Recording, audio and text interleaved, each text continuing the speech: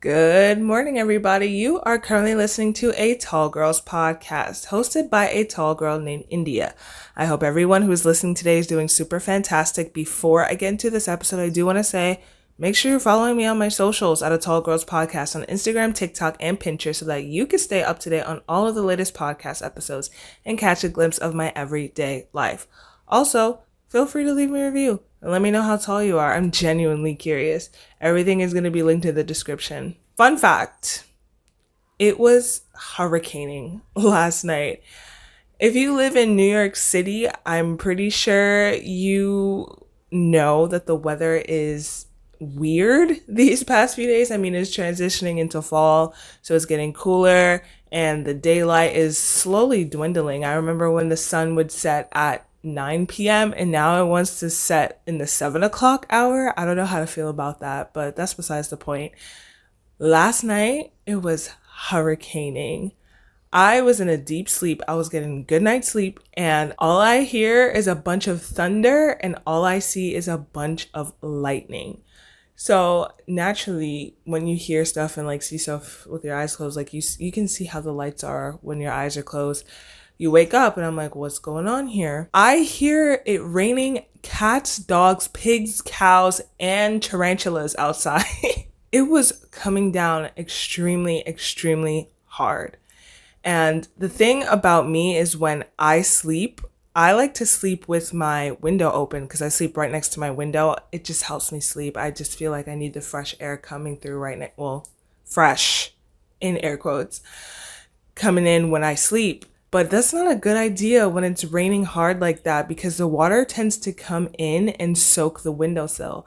But because I was in such a deep sleep, I did not do anything about it. So when I checked this morning, my windowsill was indeed drenched. So we gotta fix that. Anyways, that's gonna be for another time. Don't want to deal with that right now. But today's episode is going to be on comments. And notice how I put thoughtless, the word thoughtless before comments, because people have a tendency of not really thinking before they speak. And it's horrendous. Yeah, sometimes it could be funny in the moment to just say whatever is on your mind and stuff like that. But when you're talking about somebody's body or somebody's height, it's not a good thing. Prime example, I actually wrote about this on my Instagram. So if you're hearing this for the first time, you should be following me on my Instagram so you can be in the know in real time as life goes on. But over on my Instagram, I wrote about how I went to a concert with my friends and I met up with my one friend at her house because we were just going to go out there together. And we saw one of her other friends on the street and they stopped and they caught up and I was just standing there. I didn't mind because we didn't have to be there for a good couple of hours. So I didn't mind just standing there and letting them have their conversation. I was in my own world mentally, so it was whatever to me. Then the friend turns to me and looks at me and says, "Oh my gosh, you're huge." See, that was the first thing that came out of her mouth. And I was immediately taken aback because I was like, whoa, you didn't ask for my name. You didn't say hi. Nothing normal when you first meet somebody. You just straight up said, "Oh my gosh, you're huge." And she was like, "How tall are you?" So I said, "Yeah, I'm 5'10" and a half. And she literally asked me to stand next to her so she can compare our heights. And she did, in fact, find out that she was shorter than me. I don't know. And then after that entire conversation, that's when she asked for my name and asked about me and what I do and all that other good stuff. And I'm just glad that it didn't affect me how it would have affected me when I was younger. But I don't know. Number one, I did not get that type of situation in a long time.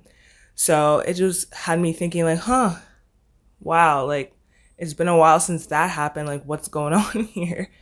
But also I was just like, you just met me and that's the first thing you had to say about me. Imagine if I was still self-conscious about my height and saying the word huge.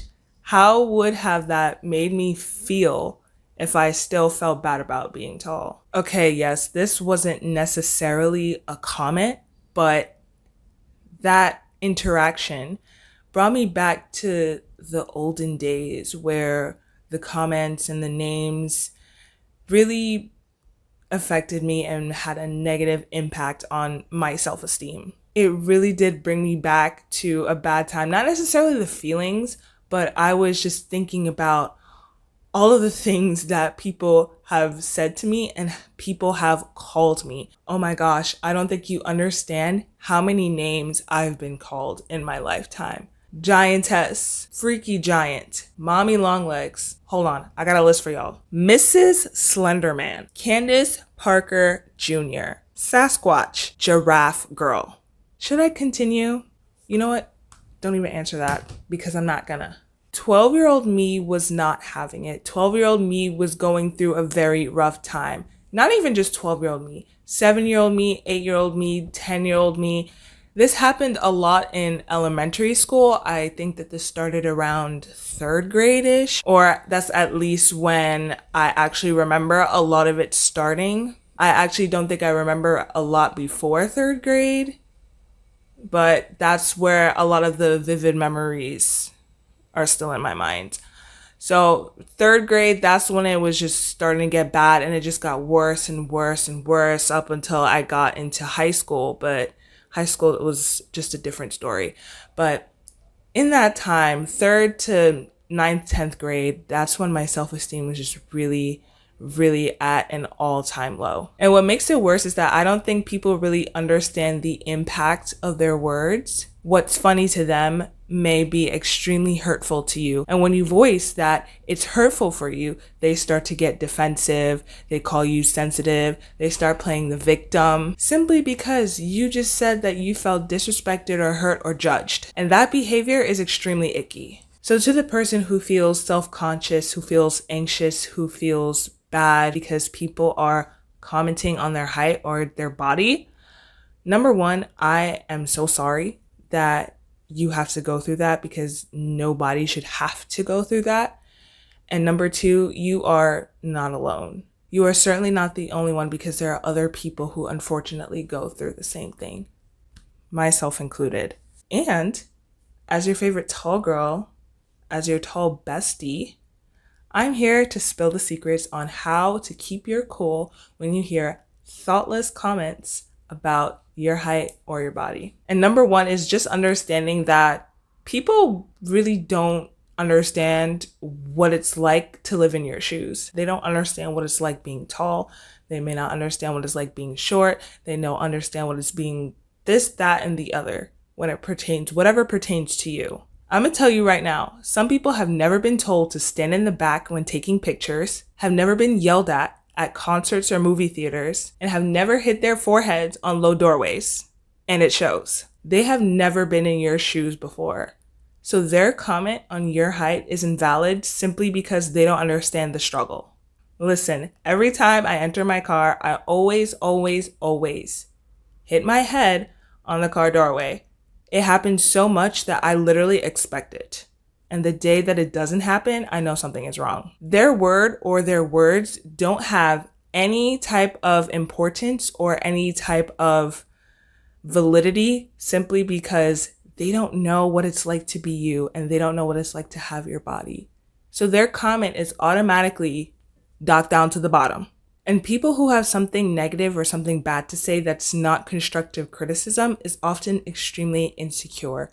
They hold a lot of insecurities within themselves and they feel the need to project that onto other people, even complete strangers or even people who are nice to them, their friends, their family. They still feel the need to project their insecurities onto other people, make them feel bad, make them feel like they're not worthy so that they can feel better about themselves. Because when they see that somebody else is feeling bad about themselves and they have the power to do that, that makes them feel slightly better, which is disgusting. However, their insecurities and their unhealthy coping mechanisms are their problem, not yours. It's also very important to reassure yourself and just be able to tell yourself that what they're saying is not necessarily true, especially if they are not important people in your lives or people that just entered into your life and don't really know you that well. How you talk to yourself is 10 times more important than how other people talk to you. So in your mind, whenever they're saying these bad things or even afterwards, I think it's important to dissociate. That's often what I do. I just enter into a different world, but also reassuring yourself is saying what they're saying is not true. I am beautiful. I am smart. I am awesome. I'm this, that, and the other. And when you reassure yourself like that, especially consistently and often, then you'll be able to see that what they're saying is not true. And you'll be able to keep your cool or keep your calm because you know in your mind that what they're saying is a bunch of crap. Also, there is no shame in planning a response. I'm talking about tall girl comebacks. Okay, not some of y'all are crazy with it. I'm not talking about how when somebody asks you, yeah, how's the weather up there? And you're like, yeah, it's raining, and you spit on them. I'm not saying to go to that extreme, but however, some people do want a response. But I think that it's better to keep it classy. Like, I understand that you feel some type of way about yourself and you're trying to say that to me in order to bring me down. However, I don't like that, or I don't appreciate your comment, and I would really appreciate it if you would respect me, or I would really appreciate it if you didn't say stuff like that to me and about me, because that's hurtful. That's disrespectful. Just voice your opinion. Voice how you feel in that moment. Voice that you don't appreciate being disrespected and that you would like for them to not do that. And they can either choose to follow through with that, or they could just go back to how they were acting before, being disrespectful, and that leads to the next thing is just walking away. Because some people like gaslighting people. I don't understand how they get a kick out of it, but they will keep poking and prodding until they get some type of reaction out of you. But a reaction is simply what they want, and we cannot give them a reaction, because then it will just look bad on our part. They'll start being like, oh my gosh, so-and-so was acting this way towards me, very negatively, very disrespectful. He or she called me this and that and all that stuff. They just blew up in my face. Like, people will take that out of proportion and talk about you behind your back. And then that just feeds their ego because they had control over your emotions in that moment.